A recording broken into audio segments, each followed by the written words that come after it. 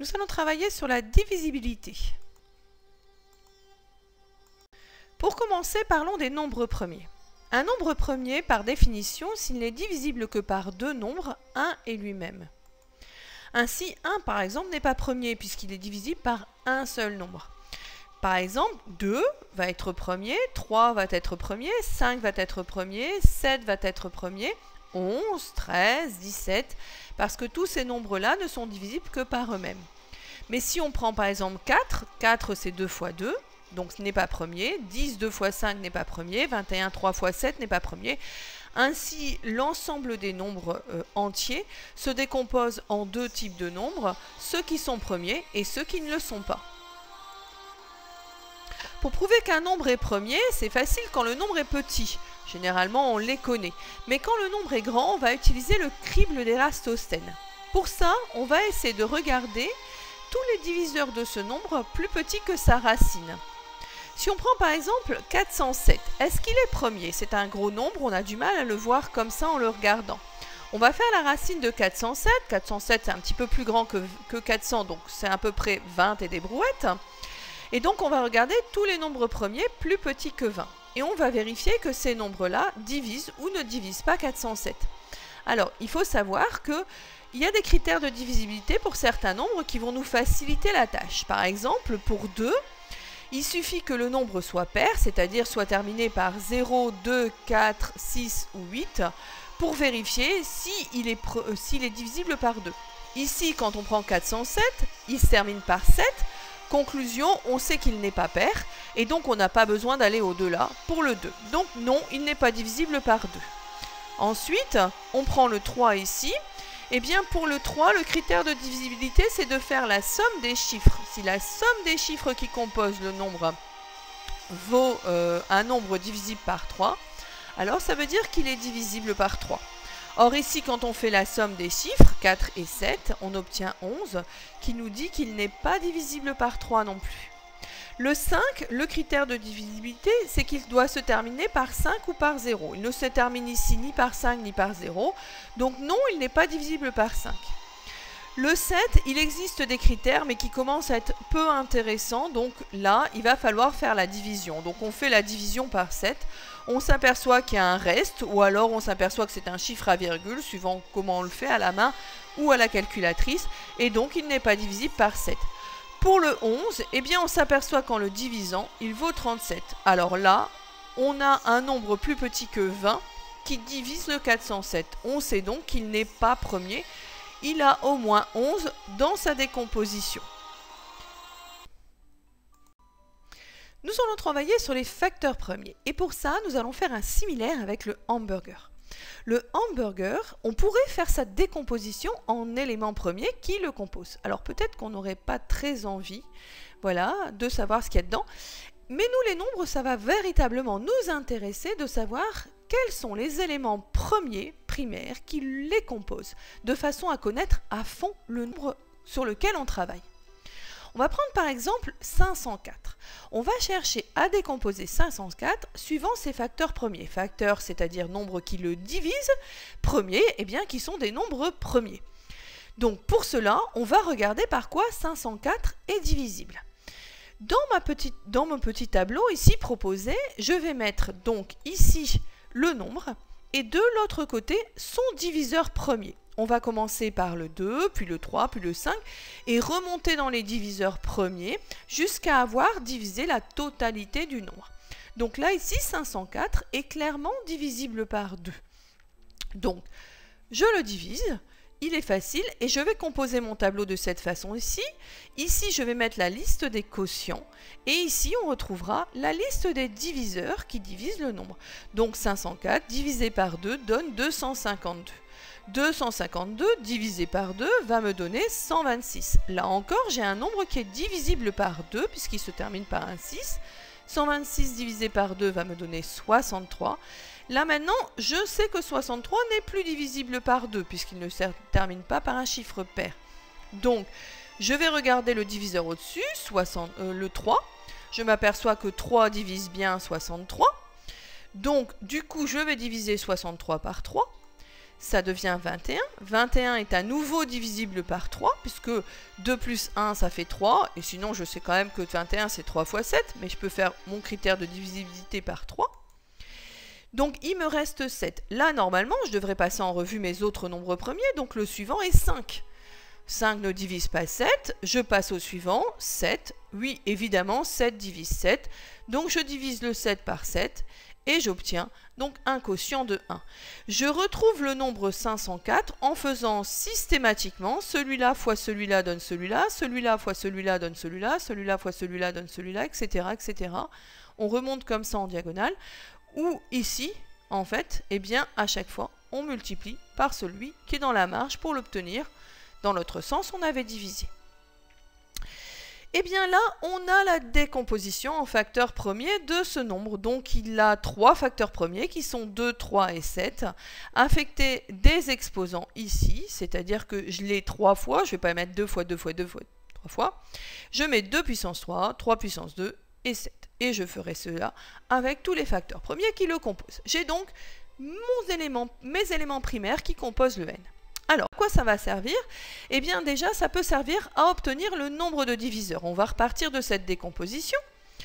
Et puis, on va regarder ce qu'on peut en tirer. Alors, 2 puissance 3 possède 4 diviseurs. Ah, pourquoi 4 diviseurs? Parce qu'en fait, il va posséder le 2 puissance 0 comme diviseur, donc le 1, forcément.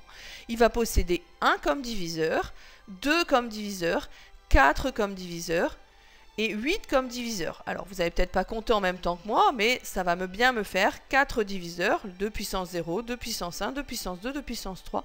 Ça fait bien 4. Voilà.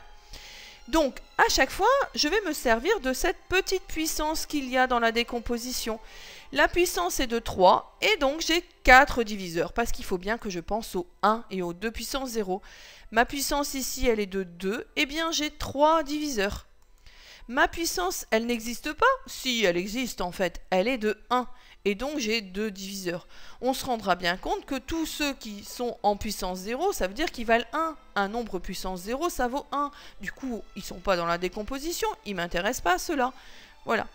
Donc, tous ces facteurs premiers m'amènent un certain nombre de diviseurs. Et évidemment, quand je compte le produit des 3, eh bien les 4 diviseurs amenés par le 2 puissance 3, les 3 diviseurs amenés par le 3 puissance 2 et les 2 diviseurs amenés par le 7 puissance 1, en multiplication me donne mon nombre de diviseurs.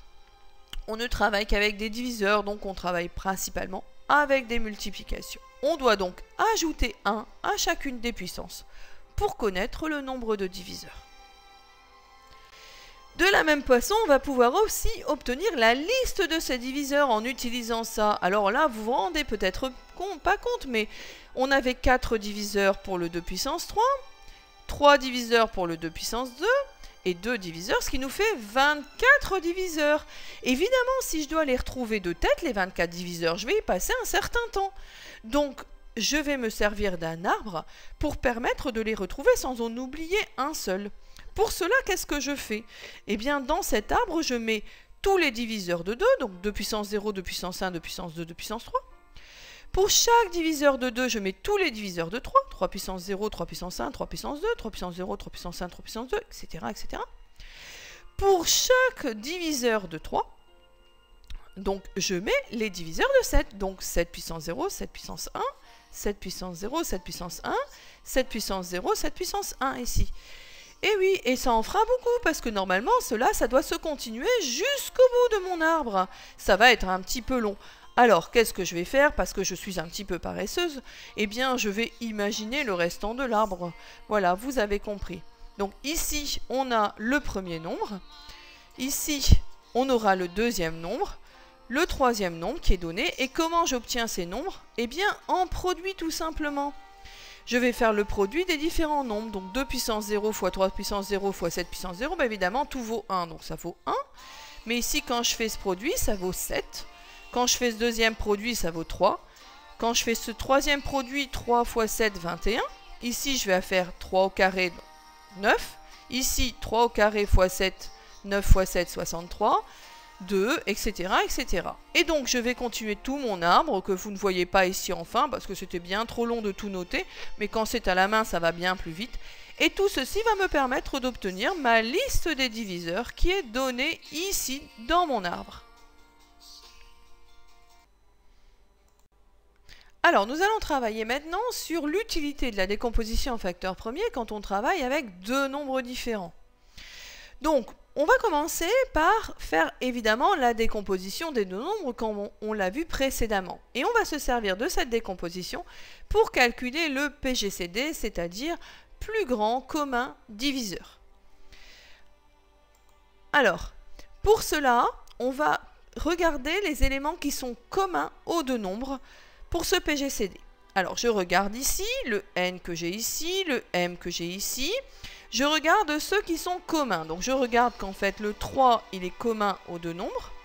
Le 11 est commun aux deux nombres. Et ensuite, le 2 et le 7 ici et le 5 ici ne sont pas communs. Donc, en fait, je cherche les nombres communs dans la décomposition.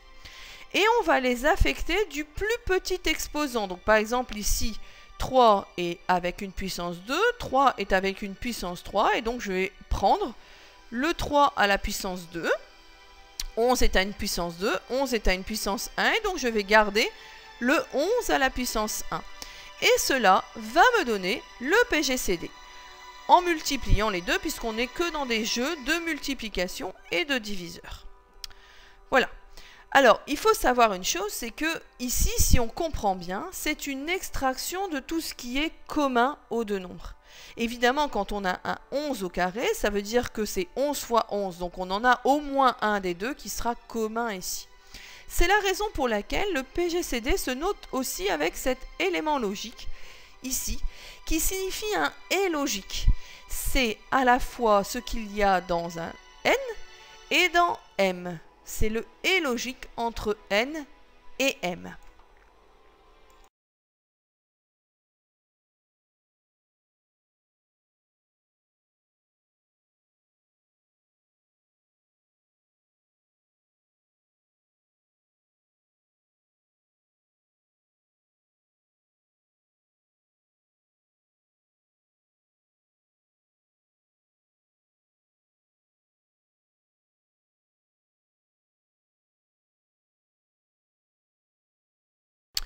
Pour le PPCM, plus petit commun multiple, eh bien on va utiliser aussi la décomposition des deux nombres, mais cette fois-ci, on va utiliser tout ce qui est à la fois, enfin non, qui est commun aux deux, c'est-à-dire ce qu'on trouve dans l'un ou dans l'autre. Donc, on va regarder ce qui se retrouve dans l'un ou dans l'autre. Donc, je passe en revue ici, je vois que le 2, le 3, le 7, le 11, évidemment, seront dedans. Mais je vais ajouter à ça le 5, puisque le 5 est aussi dans la liste commune des deux. Et cette fois-ci, je vais les affecter du plus grand exposant. En gros, je prends ce que je n'ai pas pris dans le PGCD. C'est-à-dire qu'ici, j'avais pris le 3 au carré dans le PGCD, ben je vais prendre le 3 puissance 3. Ici, je vais récupérer le 11 au carré. Ici, évidemment, ces nombres-là n'étant que dans l'un des deux, eh bien, je vais récupérer celui qui est dans l'un des deux. Voilà. Et donc, en multipliant tout ça, on est toujours sur un jeu de multiplication, eh bien, je vais obtenir le PPCM, qui est évidemment très grand, puisque c'est un multiple commun aux deux nombres. On va aussi écrire le PPCM comme étant un ou logique ici qu'on retrouve. Pourquoi? Parce qu'en fait, c'est la réunion de tout ce qu'il y a dans N et dans M. Sauf que on enlève ce qu'on a déjà utilisé dans le PGCD.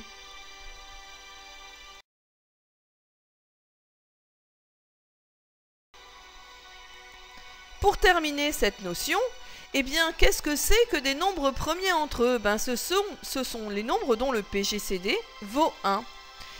Ils n'ont aucun facteur commun dans leur décomposition. Alors, je montre parce que ça, c'est toujours très surprenant. Imaginons qu'on doit faire le PGCD de ces deux nombres A et B indiqués ici.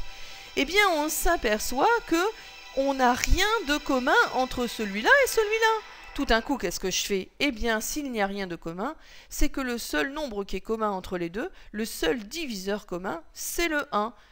Voilà. Et donc, Si le seul nombre commun c'est le 1, eh bien ça veut dire que les nombres sont premiers entre eux. Et ça c'est une notion vraiment embêtante parce que un nombre premier, il est seul. Des nombres premiers entre eux ont une signification totalement différente. Des nombres non premiers, comme vous voyez ici le A et le B, ce ne sont pas des nombres premiers, ils sont divisibles par plein de nombres. Mais pour autant, les deux ensemble sont premiers entre eux. C'est deux notions totalement différentes qui utilisent le même terme en français. Voilà, il ne faut pas se planter. Et c'est fini!